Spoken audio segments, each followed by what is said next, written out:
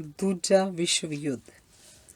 ਜਦੋਂ ਦੂਜੇ ਵਿਸ਼ਵ ਯੁੱਧ ਵਿੱਚ ਜਾਪਾਨੀਆਂ ਨੇ ਸਮਰਪਣ ਕਰ ਦਿੱਤਾ ਤਾਂ ਸਾਰੇ ਦੇਸ਼ ਵਿੱਚ ਨਿਰਾਸ਼ਾ ਸੀ। ਹਾਰੇ ਹੋਏ ਫੌਜੀਆਂ ਨੂੰ ਸੰਭਾਲਣ ਦਾ ਸੰਕਟ ਸੀ। ਸਾਰੇ ਫੌਜੀ ਗੱਪਾਂ ਵਿੱਚ ਸਮਾਂ ਗੁਆਉਣ ਲੱਗ ਪਏ, ਆਪਸ ਵਿੱਚ ਲੜਨ ਲੱਗ ਪਏ ਤੇ ਨੀਵਾਂ ਵਿਹਾਰ ਵਿਖਾਉਣ ਲੱਗ ਪਏ। ਇੱਕ ਬਟਾਲੀਅਨ ਦੇ ਮੁਖੀ ਨੇ ਸਾਰੇ ਦੇਸ਼ ਨੂੰ ਨਿਰਾਸ਼ਾ ਵਿੱਚੋਂ ਕੱਢਣ ਦਾ ਬੀੜਾ ਚੁੱਕਿਆ ਤੇ ਕਾਰਜ ਆਪਣੀ ਬਟਾਲੀਅਨ ਤੋਂ ਆਰੰਭ ਕੀਤਾ। ਉਹਨੇ ਆਪਣੀ ਬਟਾਲੀਅਨ ਨੂੰ ਸਕੂਲ ਦਾ ਰੂਪ ਦਿੱਤਾ। ਅਫਸਰਾਂ ਨੇ ਵੱਖ-ਵੱਖ ਵਿਸ਼ੇ ਪੜ੍ਹਾਉਣੇ ਆਰੰਭ ਕੀਤੇ। ਮੁਹਿੰਮ ਚਲਾਈ ਗਈ, ਪਤਾ ਲਾਓ ਕੌਣ ਕੀ ਪੜ੍ਹਾ ਸਕਦਾ ਹੈ। ਕਲਾਸਾਂ ਲੱਗਣ ਲੱਗ ਪਈਆਂ, ਸ਼ਾਮ ਨੂੰ ਮੈਚ ਹੋਣ ਲੱਗ ਪਏ। ਕਿਸੇ ਸਮਾਨ ਦੀ ਲੋੜ ਹੀ ਨਹੀਂ ਸੀ। ਕਾਲੇ ਰੋਗਨ ਨਾਲ ਕੰਧਾਂ ਦੇ ਬਲੈਕਬੋਰਡ ਬਣ ਗਏ। ਹਰ ਕੋਈ ਅਧਿਆਪਕ ਜਾਂ ਵਿਦਿਆਰਥੀ ਬਣ ਗਿਆ।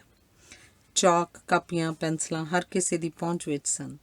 ਇਸ ਵਿਉਂਤ ਨੂੰ ਸਾਰੇ ਦੇਸ਼ ਨੇ ਅਪਣਾ ਲਿਆ। ਮੁਸ਼ਕਲਾਂ ਕਈ ਸਨ, ਪਰ ਸਭ ਹੱਲ ਕਰ ਲਈਆਂ ਗਈਆਂ। ਉਸ ਇੱਕ ਬਟਾਲੀਅਨ ਦੇ ਕਮਾਂਡਰ ਨੇ ਡਿੱਗਿਆ ਹੋਇਆ ਜਾਪਾਨ ਖੜਾ ਕਰ ਦਿੱਤਾ। ਧੰਨਵਾਦ। ਦੁੱਖ ਸੁੱਖ। ਜ਼ਿੰਦਗੀ 2 ਦਿਨ ਦੀ ਹੈ। ਇੱਕ ਦਿਨ ਤੁਹਾਡੇ ਹੱਕ ਵਿੱਚ, ਇੱਕ ਦਿਨ ਤੁਹਾਡੇ ਖਿਲਾਫ। ਜਿਸ ਦਿਨ ਹੱਕ ਵਿੱਚ ਹੋਵੇ ਗਰੂਰ ਨਾ ਕਰਨਾ, ਜਿਸ ਦਿਨ ਖਿਲਾਫ ਹੋਵੇ ਸਬਰ ਜ਼ਰੂਰ ਵਿਖਾਉਣਾ। ਧੰਨਵਾਦ। ਬਦਾਮ। ਬੀਵੀ ਬਦਾਮ ਖਾ ਰਹੀ ਸੀ। ਪਤੀ ਨੇ ਕਿਹਾ, ਮੈਨੂੰ ਵੀ ਦੇ, ਸਵਾਦ ਦਿਖਾ। ਪਤਨੀ ਨੇ ਇੱਕ ਬਦਾਮ ਦਿੱਤਾ। ਪਤੀ ਨੇ ਕਿਹਾ, ਬਸ ਇੱਕ ਹੀ? ਬੀਵੀ ਨੇ ਕਿਹਾ, ਹਾਂ, ਬਾਕੀ ਸਾਰਿਆਂ ਦਾ ਵੀ ਇਹੀ ਸਵਾਦ ਹੈ। ਧੰਨਵਾਦ। ਸਮਰਪਣ ਦੀ ਰੀਤ। ਮੱਧਕਾਲ ਵਿੱਚ ਸ਼ੇਕਸਪੀਅਰ ਦੇ ਜ਼ਮਾਨੇ ਤੋਂ ਹੀ ਲੇਖਕਾਂ ਨੂੰ ਆਪਣੀਆਂ ਪੁਸਤਕਾਂ ਛਪਾਉਣ ਲਈ ਮਾਇਕ ਸਹਾਇਤਾ ਦੀ ਲੋੜ ਪੈਂਦੀ ਸੀ, ਜਿਸ ਕਾਰਨ ਅਮੀਰ ਘਰਾਣਿਆਂ ਦੀ ਪਤਵੰਤਿਆਂ ਨਾਲ ਸੰਪਰਕ ਕੀਤਾ ਜਾਂਦਾ ਸੀ। ਮਾਇਕ ਸਹਾਇਤਾ ਦੇ ਬਦਲੇ ਪੁਸਤਕ ਉਸ ਪਤਵੰਤੇ ਨੂੰ ਸਮਰਪਣ ਕੀਤੀ ਜਾਂਦੀ ਸੀ। ਇਵੇਂ ਪੁਸਤਕਾਂ ਵਿੱਚ ਸਮਰਪਣ ਦੀ ਰੀਤ ਚੱਲੀ। ਧੰਨਵਾਦ। ਕਿਸ ਨਾਲ। ਜਦੋਂ ਕੋਈ ਇਸਤਰੀ ਕਿਸੇ ਪੁਰਸ਼ ਨਾਲ ਵਿਆਹ ਕਰਵਾਉਣਾ ਚਾਹੁੰਦੀ ਹੋਵੇ ਪਰ ਸਫਲ ਨਾ ਹੋਈ ਹੋਵੇ, ਉਹ ਜਾਣਨ ਲਈ ਉਤਸੁਕ ਰਹਿੰਦੀ ਹੈ ਕਿ ਉਸਦਾ ਕਿਸ ਨਾਲ ਵਿਆਹ ਹੋਇਆ ਤੇ ਟਿੱਪਣੀ ਕਰਦੀ ਹੈ ਕਿ ਮੈਨੂੰ ਛੱਡ ਕੇ ਤਾਂ ਫਿਰ ਇਹੋ ਜਿਹੀ ਨਾਲ ਹੀ ਹੋਣਾ ਸੀ। ਧੰਨਵਾਦ। ਪਤੀ ਵਜੋਂ। ਜਦੋਂ ਕੋਈ ਪ੍ਰੇਮਿਕਾ ਲੰਮੇ ਪਿਆਰ ਦੇ ਬਾਵਜੂਦ ਕਿਸੇ ਹੋਰ ਨਾਲ ਵਿਆਹ ਕਰਵਾ ਲੈਂਦੀ ਹੈ ਜਾਂ ਵਿਆਹ ਕਰਵਾ ਕੇ ਵਿਦੇਸ਼ ਚਲੀ ਜਾਂਦੀ ਹੈ ਤਾਂ ਇਹ ਉਸ ਵੱਲੋਂ ਆਪਣੇ ਪ੍ਰੇਮੀ ਨੂੰ ਇਹ ਦੱਸਣ ਦਾ ਢੰਗ ਹੁੰਦਾ ਹੈ ਕਿ ਪ੍ਰੇਮੀ ਵਜੋਂ ਉਹ ਪ੍ਰਵਾਨ ਹੈ, ਪਰ ਪਤੀ ਵਜੋਂ ਨਹੀਂ। ਜਦੋਂ ਇਹ ਵਾਪਰ ਜਾਂਦਾ ਤਾਂ ਪ੍ਰੇਮੀ ਦੇ ਦਿਲ ਨੂੰ ਤਾਂ ਸਦਮਾ ਲੱਗਦਾ ਹੀ ਹੈ, ਪਰ ਦਿਲ ਨਾਲੋਂ ਵਧੇਰੇ ਉਹਦੀ ਹਉਮੈ ਕੁਰਲਾਉਂਦੀ ਹੈ। ਧੰਨਵਾਦ। ਦੋਸਤੀ। ਪ੍ਰਸਿੱਧ ਅਮਰੀਕੀ ਹਾਸ-ਰਸੀ ਲੇਖਕ ਮਾਰਕ ਟਵੇਨ ਨੂੰ ਇੱਕ ਲੜਕੀ ਨਾਲ ਪਿਆਰ ਹੋਇਆ ਸੀ। ਲੜਕੀ ਤਾਂ ਤਿਆਰ ਸੀ, ਪਰ ਲੜਕੀ ਦਾ ਪਿਤਾ ਵਿਆਹ ਦੀ ਆਗਿਆ ਨਹੀਂ ਸੀ ਦੇ ਰਿਹਾ। ਫੈਸਲਾ ਕਰਨ ਲਈ ਪਿਤਾ ਨੇ ਮਾਰਕ ਟਵੇਨ ਤੋਂ 18-20 ਬੰਦਿਆਂ ਦੇ ਨਾਂ ਪਤੇ ਮੰਗੇ।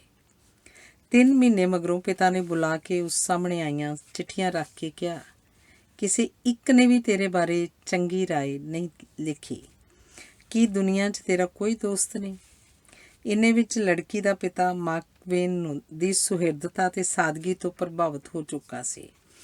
ਉਹਨੇ ਕਿਹਾ, ਮੈਂ ਤੇਰਾ ਦੋਸਤ ਬਣਾਂਗਾ, ਜਾ ਮੇਰੀ ਧੀ ਨਾਲ ਵਿਆਹ ਕਰਵਾ ਲੈ, ਪਰ ਉਹਨੂੰ ਖੁਸ਼ ਰੱਖੀ। ਵਿਆਹ ਹੋ ਗਿਆ। ਉਹਨੇ ਇੱਕ ਦੋਸਤ ਨੂੰ ਕਿਹਾ, ਮੈਨੂੰ ਇੱਕ ਕਮਰਾ ਕਿਰਾਏ 'ਤੇ ਲੈ ਦੇ। ਦੋਸਤ ਉਸਦੀ ਡੋਲੀ ਨੂੰ 3 ਮੰਜ਼ਲੀ ਹਵੇਲੀ 'ਚ ਲੈ ਗਿਆ, ਜਿੱਥੇ ਨੌਕਰ ਸਨ, ਘੋੜਿਆਂ ਵਾਲੀ ਬੱਘੀ ਸੀ। ਇਹ ਸਭ ਕੁਝ ਵੇਖ ਕੇ ਮਾਰਕ ਟਵੇਨ ਗੁੱਸੇ ਹੋਇਆ। ਮੈਂ ਇਹਦਾ ਕਿਰਾਇਆ ਕਿਵੇਂ ਦੇਵਾਂਗਾ? ਦੋਸਤ ਨੇ ਇੱਕ ਡੱਬਾ ਫੜਾਇਆ ਤੇ ਕਿਹਾ, ਇਹ ਮੇਰਾ ਤੋਹਫਾ ਹੈ। ਮਾਰਕ ਟਵੇਨ ਨੇ ਡੱਬਾ ਖੋਲ੍ਹਿਆ। ਉਸ ਵਿੱਚ ਹਵੇਲੀ ਦੀ ਉਹਦੇ ਨਾਂ ਰਜਿਸਟਰੀ ਸੀ। ਮਾਰਕ ਟਵੇਨ ਨੂੰ ਆਪਣੇ ਮਹੱਤਵ ਦਾ ਗਿਆਨ ਨਹੀਂ ਸੀ। ਧੰਨਵਾਦ। ਸਦਮਾ। ਬਾਈਬਲ 'ਚ ਲਿਖਿਆ ਹੈ ਕਿ ਸੰਸਾਰ ਨੂੰ ਪਰਮਾਤਮਾ ਨੇ 6 ਦਿਨ 'ਚ ਬਣਾਇਆ ਤੇ 7ਵੇਂ ਦਿਨ ਆਰਾਮ ਕੀਤਾ।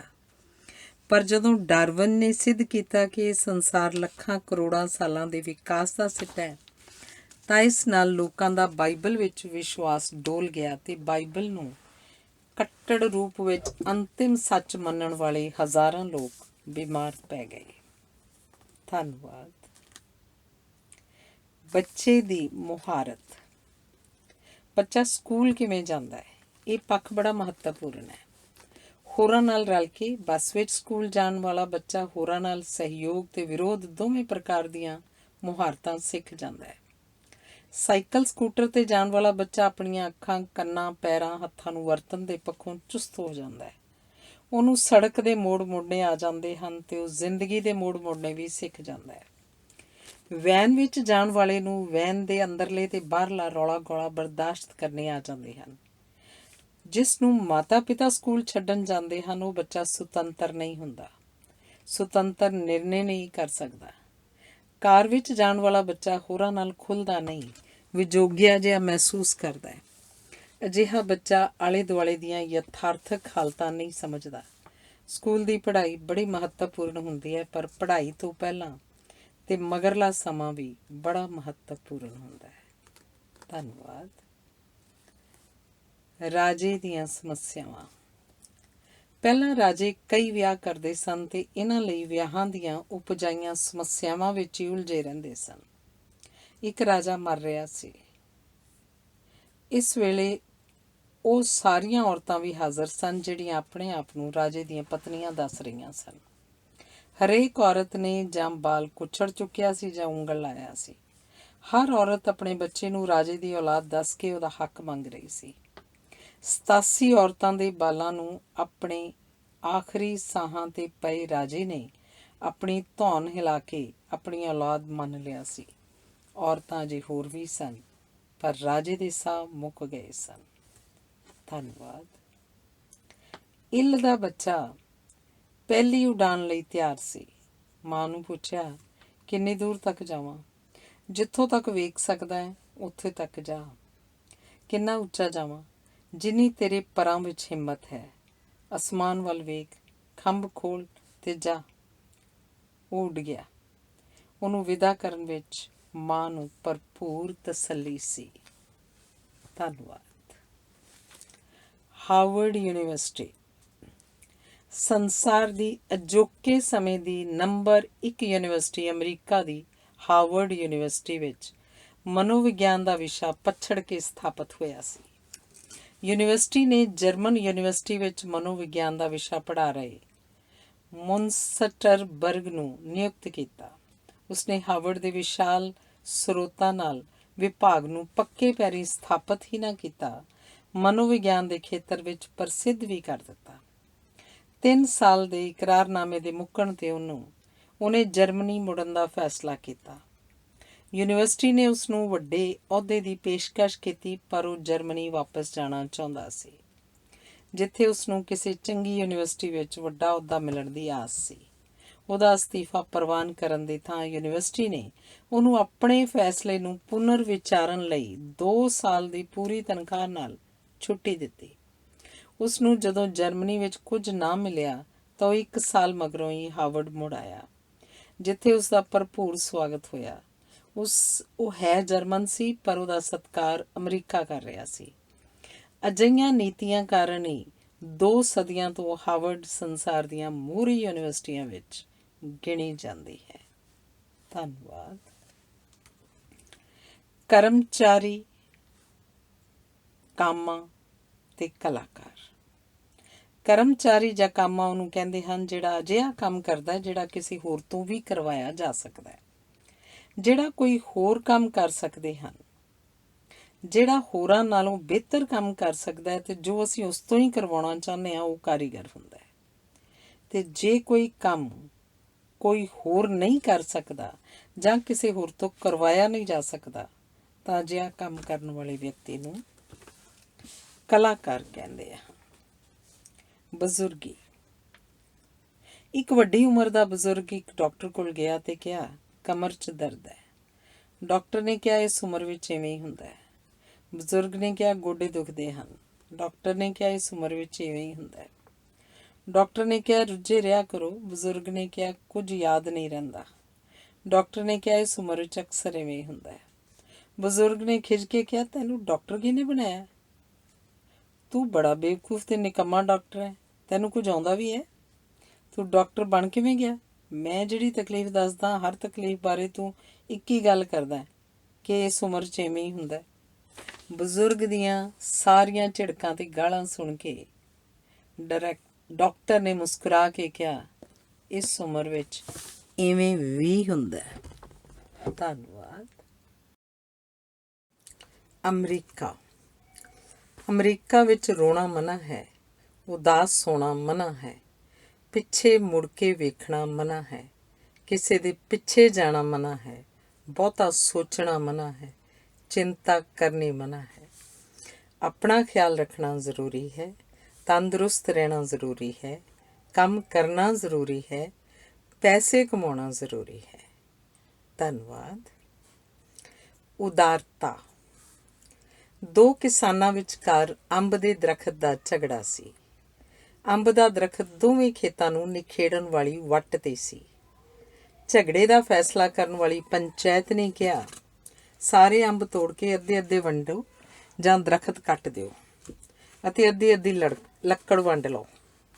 ਇੱਕ ਕਿਸਾਨ ਰੋ ਪਿਆ। ਉਹਨੇ ਕਿਹਾ, ਮੇਰੇ ਬਾਪੂ ਦਾ ਲਾਇਆ ਇਹ ਦਰਖਤ ਨਾ ਕੱਟੋ, ਸਾਰਾ ਦੂਜੇ ਕਿਸਾਨ ਨੂੰ ਦੇ ਦਿਓ। ਪੰਚਾਇਤ ਨੂੰ ਜਵਾਬ ਮਿਲ ਗਿਆ ਸੀ। ਦਰਖਤ ਕੱਟਣ ਦਾ ਫੈਸਲਾ ਰੱਦ ਕਰ ਲਿਆ ਗਿਆ ਸੀ। ਦੂਜੇ ਕਿਸਾਨ ਨੇ ਵੀ ਕਿਹਾ, ਇਹ ਦਰਖਤ ਇਹਦੇ ਬਾਪੂ ਨੇ ਲਾਇਆ ਸੀ, ਇਹਦਾ ਮਾਲਕ ਮੈਂ ਨਹੀਂ, ਇਹੀ ਹੋਏਗਾ। ਉਦਾਰਤਾ ਨੂੰ ਜਨਮ ਦਿੰਦੀ ਹੈ। ਧੰਨਵਾਦ। ਰਿਸ਼ਤੇਦਾਰੀਆਂ।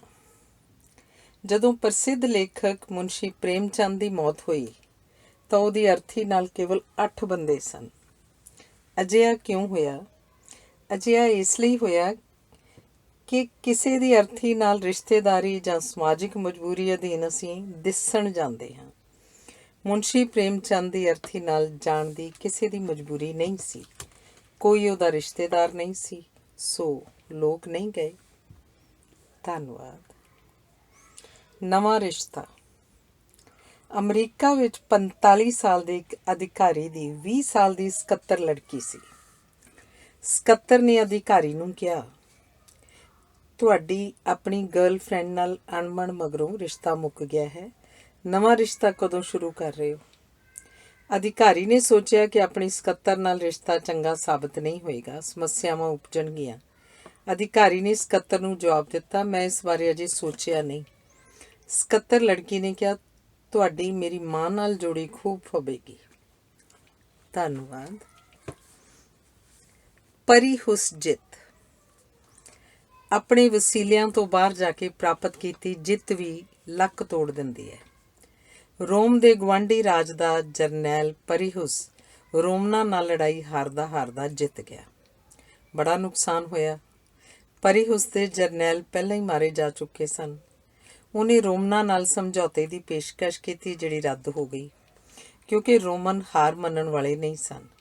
ਫਿਰ ਲੜਾਈ ਹੋਈ। ਪਰੀਹੁਸ ਆਪ ਜ਼ਖਮੀ ਹੋ ਗਿਆ, ਪਰ ਉਹਦੀ ਫੌਜ ਜਿੱਤ ਗਈ। ਪਰੀਹੁਸ ਘਬਰਾਇਆ ਹੋਇਆ ਸੀ। ਉਹ ਜਾਣਦਾ ਸੀ ਕਿ ਰੋਮਨਾਂ ਨਾਲ ਜੇ ਹੋਰ ਲੜਾਈ ਹੋਈ, ਜਿਹੜੀ ਹੋਣੀ ਹੀ ਸੀ, ਤਾਂ ਉਹ ਬਰਬਾਦ ਹੋ ਜਾਏਗਾ। ਪਰੀਹੁਸ ਜਿੱਤ ਕੇ ਮਾਇਕ ਪੱਖੋਂ ਅਤਿਅੰਤ ਕਮਜ਼ੋਰ ਹੋ ਗਿਆ ਸੀ। ਪੁਰਾਣੇ ਦੁਸ਼ਮਣ ਜਾਗ ਪਏ ਸਨ। ਉਸ ਵਿੱਚ ਤੀਜੀ ਲੜਾਈ ਦੀ ਹਿੰਮਤ ਹੀ ਨਹੀਂ ਸੀ। ਵਾਪਸ ਚਲਾ ਗਿਆ ਤੇ ਜਲਦੀ ਮਰ ਗਿਆ।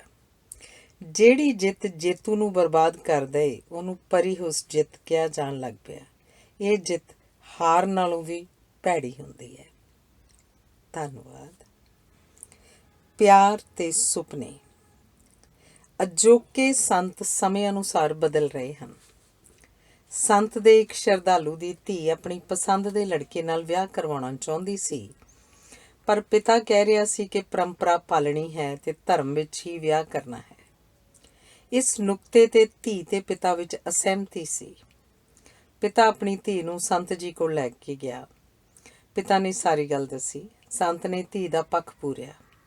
ਸ਼ਰਧਾਲੂ ਦੀ ਹੈਰਾਨੀ ਨੂੰ ਵੇਖ ਕੇ ਸੰਤ ਨੇ ਕਿਹਾ, ਪਿਆਰ ਸੰਗੀਤ ਵਾਂਗ ਹੁੰਦਾ ਹੈ। ਇਸ ਵਿੱਚ ਧਰਮ ਦੇ ਨੇਮ ਨਹੀਂ, ਭਾਵਨਾਵਾਂ ਤੇ ਸੁਪਨਿਆਂ ਦੇ ਨੇਮ ਲਾਗੂ ਹੁੰਦੇ ਹਨ। ਧੰਨਵਾਦ। ਮਹਿਸੂਸ। ਪਤਨੀ ਆਮਲੇਟ ਬਣਾ ਰਹੀ ਸੀ। ਪਤੀ ਰਸੋਈ 'ਚ ਆਇਆ ਤੇ ਕਿਹਾ, ਓਹੋ, ਇਹ ਆਮਲੇਟ ਕਿਵੇਂ ਬਣਾ ਰਹੀ ਹੈ? ਤੇਲ ਹੋਰ ਪਾ। ਲੂਣ ਤਾਂ ਪਾਇਆ ਹੀ ਨਹੀਂ। ਘਿਓ ਕਿੱਥੇ ਹੈ? ਵੇਖ, ਅੰਡਾ ਸੜ ਰਿਹਾ ਹੈ। ਇਹਨੂੰ ਪਲਟਦੀ ਕਿਉਂ ਨਹੀਂ? ਪਹਿਲਾਂ ਇਹ ਪਾਸਾ ਉਲਟਾਉਣਾ ਸੀ ਕਿ ਉਹ ਵੱਧ ਪਾ ਦਿੱਤਾ ਹੈ, ਤੈਨੂੰ ਹੀ ਖਾਣਾ ਪਏਗਾ। ਪਤਨੀ ਰੁਕ ਗਈ ਤੇ ਪਤੀ ਨੂੰ ਘੂਰ ਕੇ ਕਿਹਾ, ਮੈਂ 15 ਸਾਲਾਂ ਤੋਂ ਆਮਲੇਟ ਬਣਾ ਰਹੀ ਹਾਂ, ਤੁਸੀਂ ਕੀ ਸਮਝਦੇ ਹੋ ਕਿ ਮੈਨੂੰ ਆਮਲੇਟ ਬਣਾਉਣਾ ਨਹੀਂ ਆਉਂਦਾ?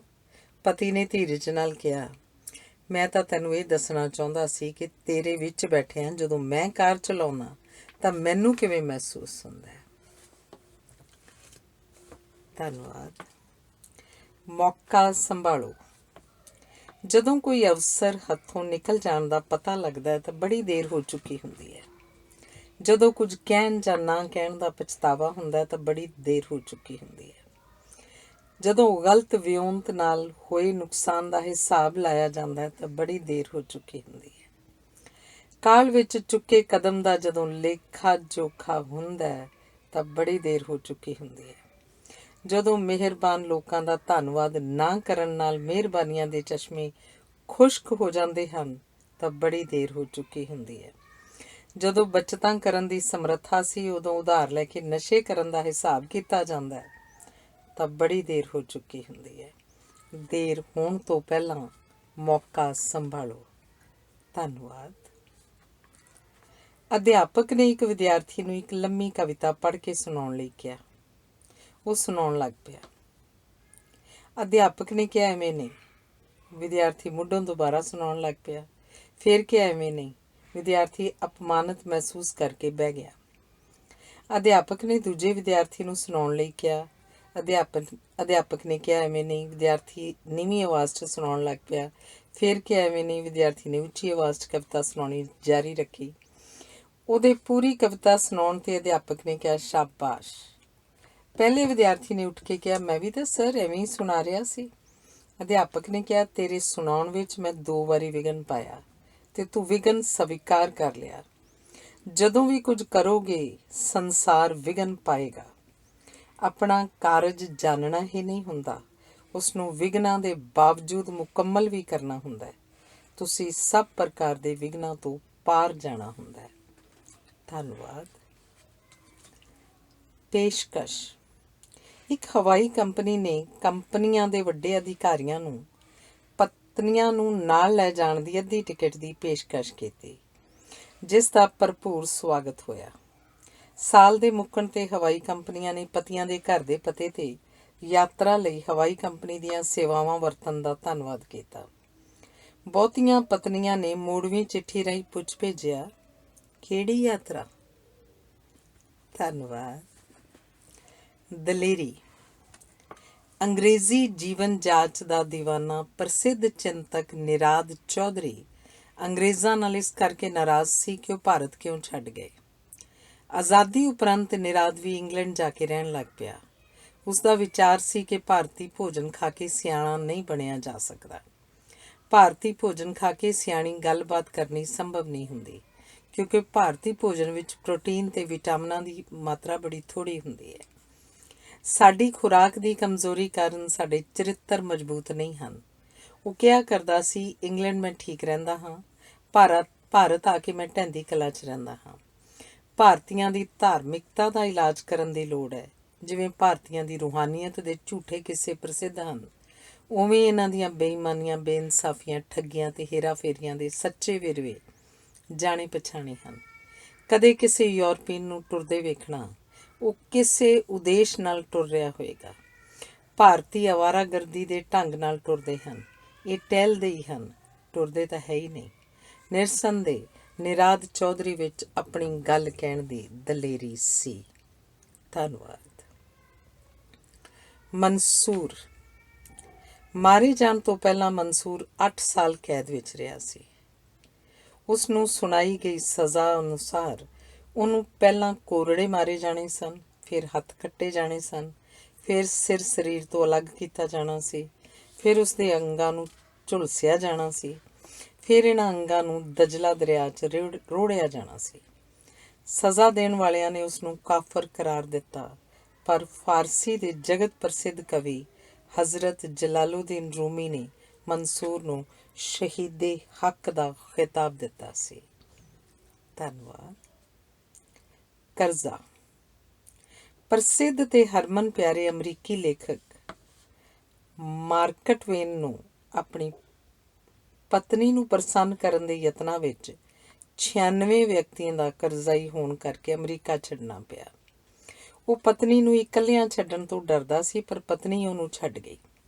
ਉਹਦੇ ਚਲੇ ਜਾਣ ਨਾਲ ਮਾਰਕ ਟਵੇਨ ਦਾ ਇਹ ਸੰਸਾ ਵੀ ਮੁੱਕ ਗਿਆ। ਉਹ ਯੂਰਪ ਦੇ ਵੱਖ-ਵੱਖ ਦੇਸ਼ਾਂ 'ਚ 13 ਮਹੀਨੇ ਲੈਕਚਰ ਕਰਦਾ ਰਿਹਾ ਤੇ ਕਮਾਏ ਪੈਸੇ ਦੋਸਤਾਂ ਨੂੰ ਭੇਜਦਾ ਰਿਹਾ, ਜਿਹੜੇ ਕਰਜ਼ਾ ਲਾਉਂਦੇ ਰਹੇ। 7% ਕਰਜ਼ਾ ਉਤਰਨ 'ਤੇ ਹੀ ਉਸਨੇ ਅਮਰੀਕਾ ਨੂੰ ਆਪਣਾ ਮੂੰਹ ਵਿਖਾਇਆ। ਉਸ ਵੇਲੇ ਦੇ ਕਾਨੂੰਨ ਅਨੁਸਾਰ ਜਿਹਦਾ ਦਿਵਾਲਾ ਨਿਕਲ ਗਿਆ ਹੋਵੇ, ਉਸਨੂੰ ਲਏ ਕਰਜ਼ੇ ਦੀ ਅਦਾਇਗੀ ਕਰਨ ਦੀ ਲੋੜ ਨਹੀਂ ਹੁੰਦੀ ਸੀ। ਪਰ ਮਾਰਕ ਟਵੇਨ ਨੇ ਕਿਹਾ, ਮੇਰੀ ਅਮੀਰੀ ਦਾ ਦਿਵਾਲਾ ਨਿਕਲਿਆ, ਇਖਲਾਕ ਦਾ ਨਹੀਂ। ਪਾਈ ਵਾਪਸ ਕਰਨ ਦੀ ਉਸਦੀ ਇਖਲਾਕੀ ਇਮਾਨਦਾਰੀ ਤੇ ਉਸ ਵੇਲੇ ਦੇ ਵੱਡੇ ਸਮਾਚਾਰ ਪੱਤਰਾਂ ਵਿੱਚ ਸੰਪਾਦਕੀ ਲੇਖ ਲਿਖੇ ਗਏ ਸਨ। ਵਾਪਸ ਆ ਕੇ ਉਹਨੇ ਕਿਹਾ, ਮੇਰਾ ਬਨਵਾਸ ਮੁੱਕ ਗਿਆ ਹੈ, ਹੁਣ ਮੈਂ ਇੱਥੋਂ ਨਹੀਂ ਜਾਣਾ।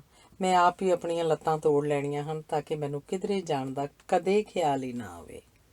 ਧੰਨਵਾਦ। ਨਾਵਲ ਕਲਾ।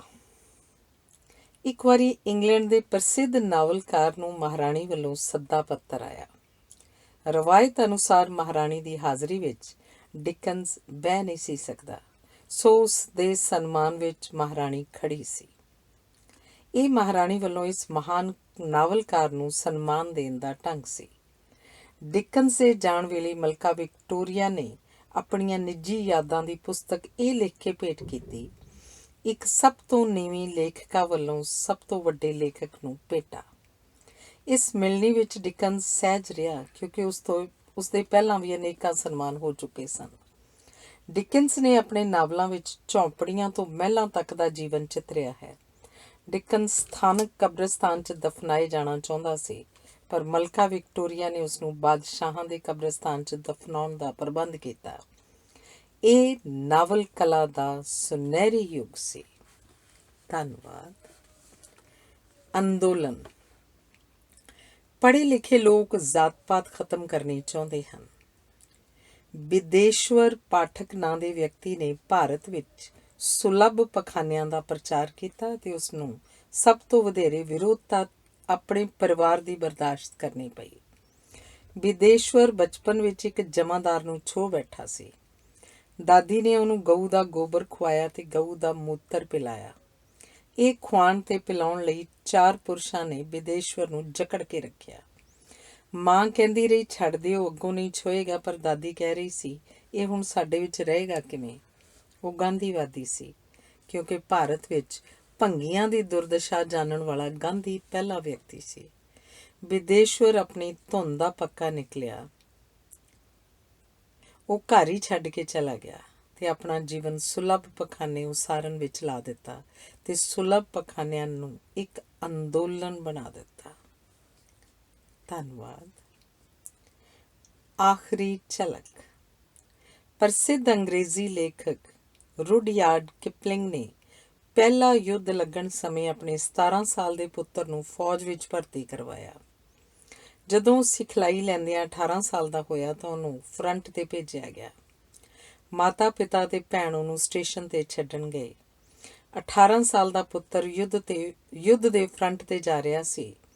ਆਪਣੇ ਡੱਬੇ ਕੋਲ ਪਹੁੰਚ ਕੇ ਉਹਨੇ ਪਿੱਛੇ ਵੇਖਿਆ ਤੇ ਮਾਤਾ ਪਿਤਾ ਤੇ ਭੈਣ ਨੂੰ ਉੱਥੋਂ ਹੀ ਦੂਰੋਂ ਸਲੂਟ ਮਾਰਿਆ। ਇਹ ਮਾਪਿਆਂ ਦੀ ਪੁੱਤਰ ਨਾਲ ਤੇ ਭੈਣ ਦੀ ਭਰਾ ਨਾਲ ਆਖਰੀ ਝਲਕ ਸੀ। ਇਸ ਝਲਕ ਦੀ ਯਾਦ ਉਹ ਕਦੀ ਨਾ ਭੁਲਾ ਸਕੇ। ਇਹ ਝਲਕ ਸਾਰਾ ਜੀਵਨ ਉਹਨਾਂ ਨੂੰ ਰਵਾਉਂਦੀ ਰਹੀ। ਧੰਨਵਾਦ।